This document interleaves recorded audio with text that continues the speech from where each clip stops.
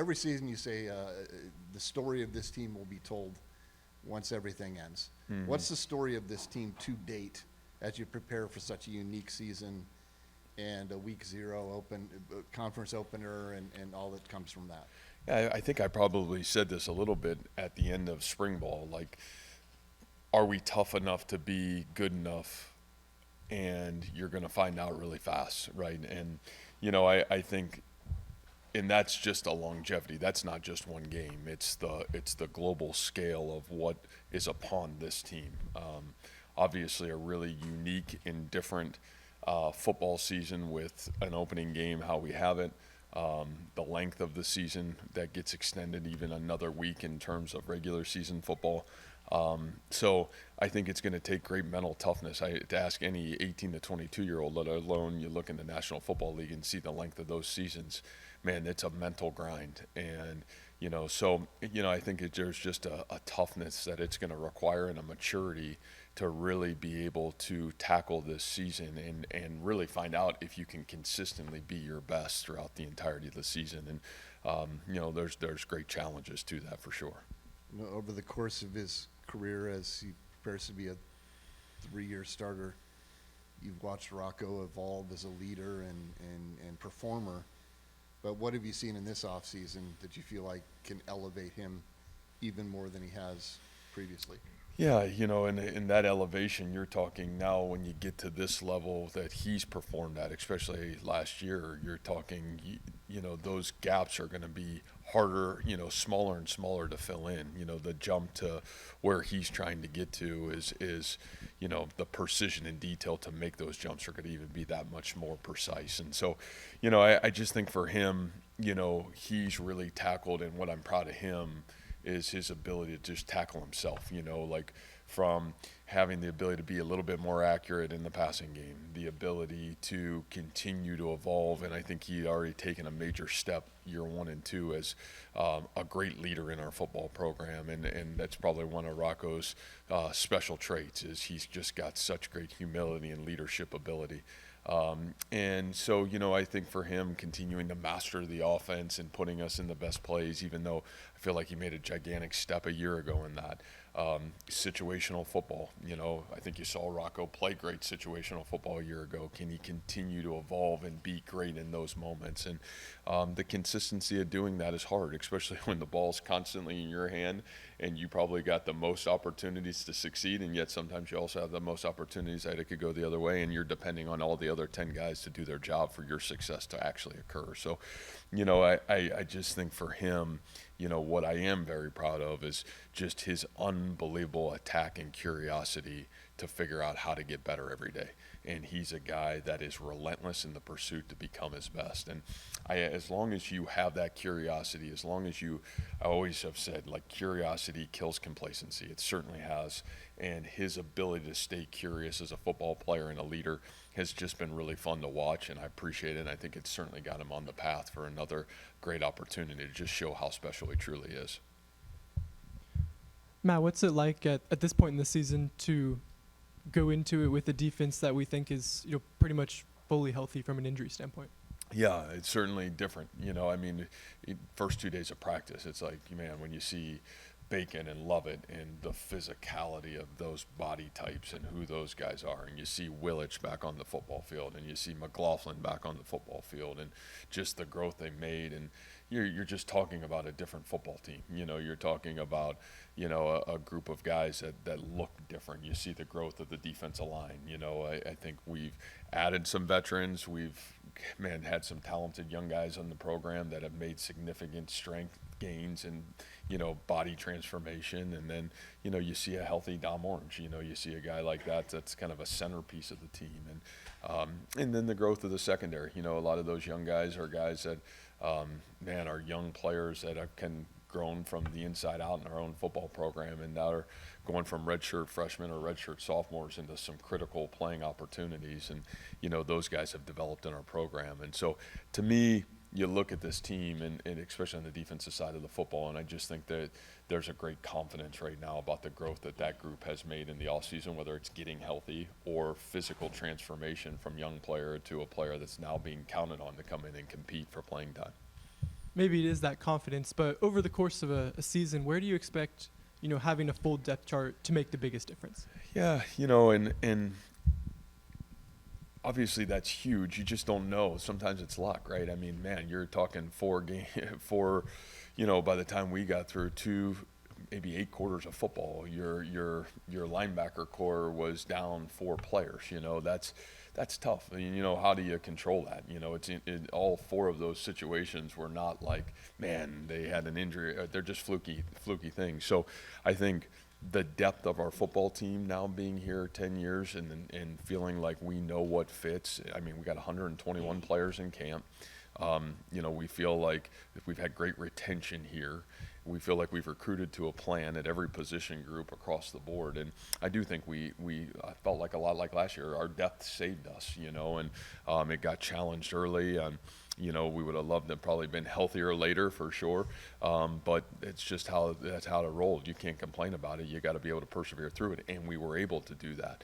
But the ability to stay healthy throughout the entirety of the season, I think certainly would help our football team. The healthier we'll be, the more guys that we have available, is certainly going to benefit the later the season gets. And man, that's all hands on deck to hopefully make that continue to happen the best way we can.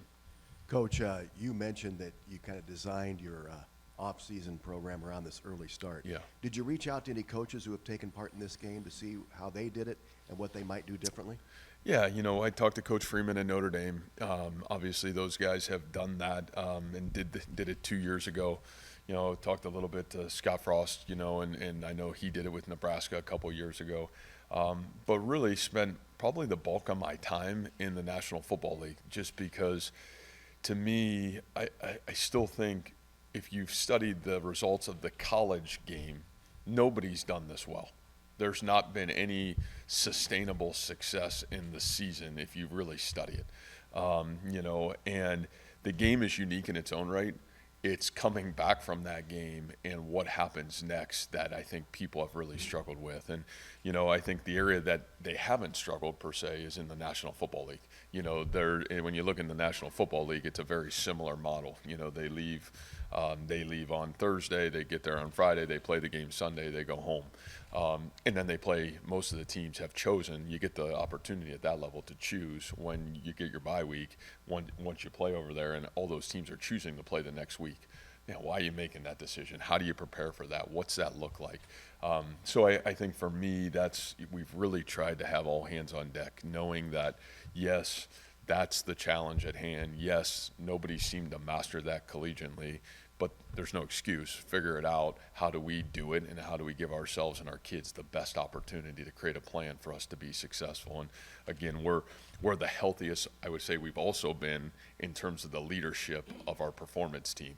Man, our nutrition team, Nicole Kiley and what she's doing, Reed Keggy and what he's doing in strength and conditioning. Great hire for us in athletic training. He's been a game changer for us already, and Joe Resendez. And so to me, it's the first time in 10 years I feel like we've been absolutely healthy in terms of the leadership of those groups that are leading our football team. So we're fortunate to have some great leadership here to kind of help problem solve how the heck do we work through this journey, and how do we give our kids at least the best plan of attack. And so it's been a good challenge for the head football coach. It's been a great challenge for our team, and certainly for everybody that's involved with planning on our football program. Coach, how can the strength of Gabe Burkle and Ben Bramer make life easier for maybe some of the new and younger wide receivers? Yeah, that's a great question. Well, I just think, number one, their consistency of mannerism. I think the one thing that Gabe Burkle and Ben Bramer bring that Jaden and Jalen had is, I always said about Noel and Higgins, they're pros. Like how they eat, how they train, how they practice every day. They were professionals way before they left Iowa State. And, I would say that's what Burkle and Bramer bring, a maturity. They know how to practice. They know what it takes to be successful. They're already professional football players. They'll be that someday, but they're that already in our football program. And so what they give everybody in the program, not just the receiver room, is a model of be like that guy. How he trains, how he recovers, how he sleeps at night, how he practices every day, how he prepares to play the game. I think that is what Higgins and Noel gave our football team, and Bramer and Burkle have that. Now, obviously on top of that, they are really, really good football players. They're great blockers, they're great pass catchers. They can certainly help Rocco in the game, but I wouldn't be as nervous, and I'm not. I think we have great pass catchers. We've got great skill players. I'm excited that that group will be exactly what we need it to be. But are they mature enough to be that week in and week out as what you saw in Nolan Higgins? We're going to find out. But at least what those two guys give us at the tight end position is that same maturity that Higgins and Noel brought every Saturday and really brought every day from, the start of fall camp to the end of the football season. For Bramer, how would you view his year last year? Because from the outside, it seemed like every time he was about to hit his stride, Yeah. injury would kind of derail him.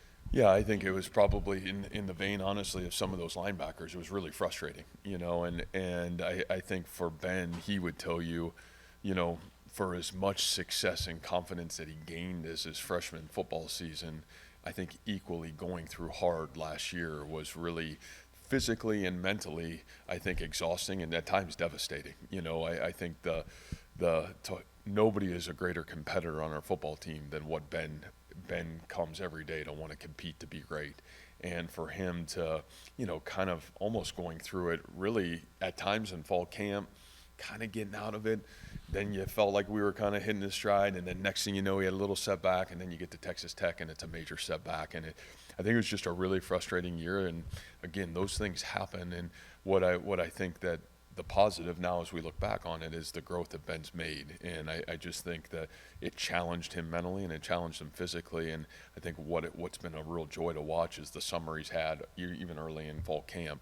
Man, you really feel like Ben's in a great spot, and we're really excited for that. But, I think it was a real challenge for Ben Bramer. What do you need out of your defensive ends, and who are the guys that you're looking at right now? Yeah, I think number one, we've got to be able to find ways to create some pressure on the quarterback. I think that there's, those are things that, we've kind of lacked of consistency, probably in the last year and a half. And, the ability to create a one-on-one and winning a one-on-one pass rush at times. And, there's different ways we can do that. It's not just always on those guys. But, I think the ability to get consistent play is going to be really important. I really think Ike has taken I think if you really study the film from a year ago, Ike played really good football. And, I think made some of those plays. Could he have played more? Should we have got him on the field more? I think you probably could have argued that. We talked about that in the offseason. The reality of it is then you supplement that group with Jace Gilbert, who really came on, if you would have said, again, last 5 to 6 weeks of the season in bowl prep, he played in the bowl game, actually played pretty good, had some production in the bowl game. I think this guy's going to be a really, really talented football player, more cut out of the physical 285, 290-pound, attack you kind of defensive end. Cannon Butler has, really had a great transition from UNI here. He was a captain a year ago at UNI. Again, physical football player. He's really got his weight up. I think he's certainly physically super impressive, and I think he'll be in competition. I think you go over to the field defensive end. I think Tamatoa, it's hard to comment on him a ton yet because you haven't seen him in full pads. But, geez, from a physical specimen standpoint, the way he moves, his length, what I think even in maturity of repetition every day, it's been really impressive to watch him go to work. And I've got a really good feeling that he's in to compete for major opportunity to help this football team.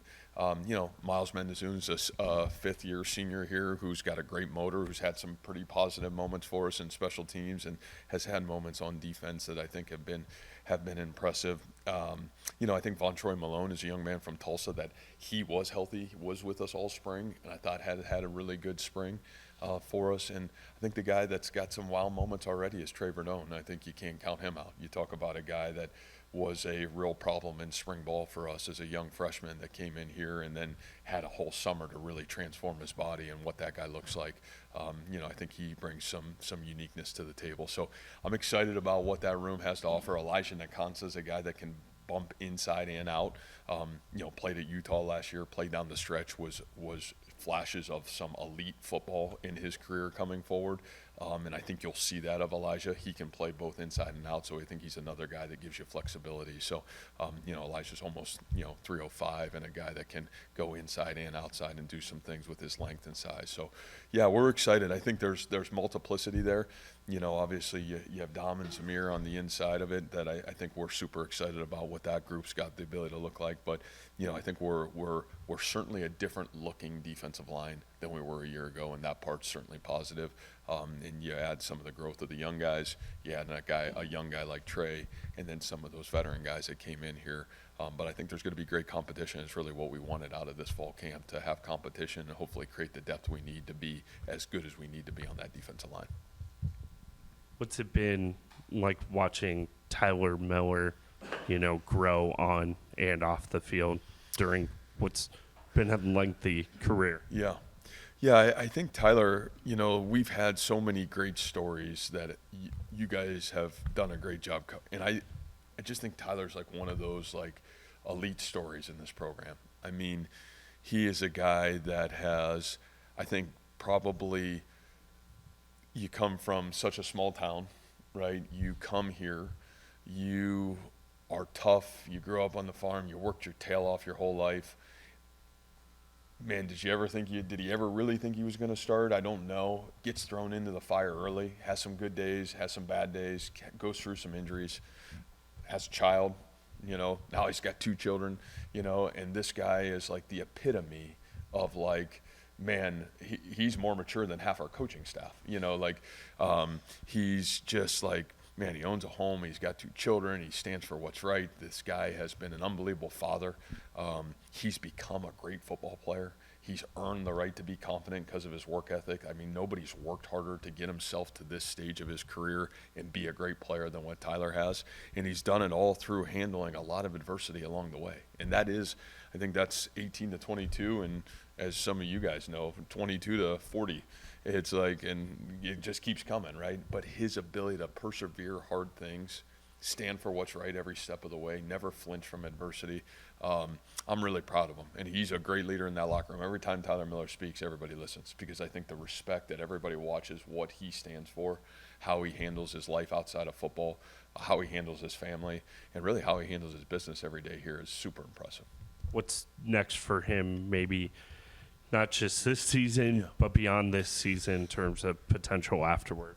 Oh, I do. I think he's got great potential. I think the world is looking for 6'8", 330 that can run and move and bend like he can. And, so I think just his natural God-given talent gives him a great future. But I think the work that he's put into, really developing that talent and making himself into a really special football player, I think the sky really is the limit for where Tyler has the ability to go and what level he's got the ability to play at.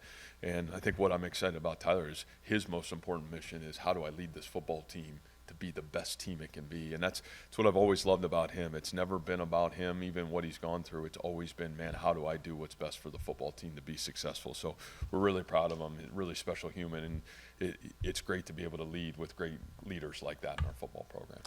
Coach, coming off a season like you had, school record with wins, do you feel like the standard here is higher, or the expectations are even higher? How do you kind of approach it out in the heels of last season? Yeah, no, I don't. I mean, it's been the same since the day I walked in here, from myself, our staff.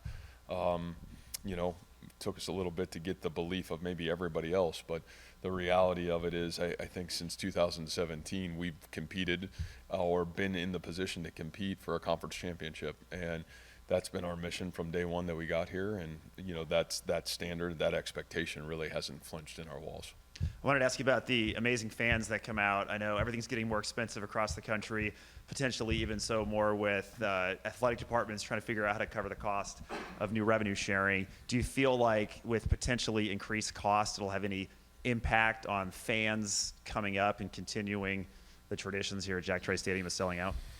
Yeah, I hope not. I think Jamie's done a really good job of trying to be cognizant of our fan base and knowing how special it is to have, so many people travel from so far to come, and buy season tickets and support our football program. And, again, we understand our mission every Saturday and really how we run our program is to make people proud of Iowa State football, right? Like we've never shortcutted this journey in 10 years. And so, yes, winning games really important, putting a winning product on the field really important, but how we do it is really important. So my hope is that our fan base is really proud of who we are, what we stand for, how we carry ourselves, and I think they'll continue to do a great job supporting our program and really appreciative of them and what they stand for sure. Matt, besides the toughness factor, what are you most curious to learn or see from your team as preseason unfolds?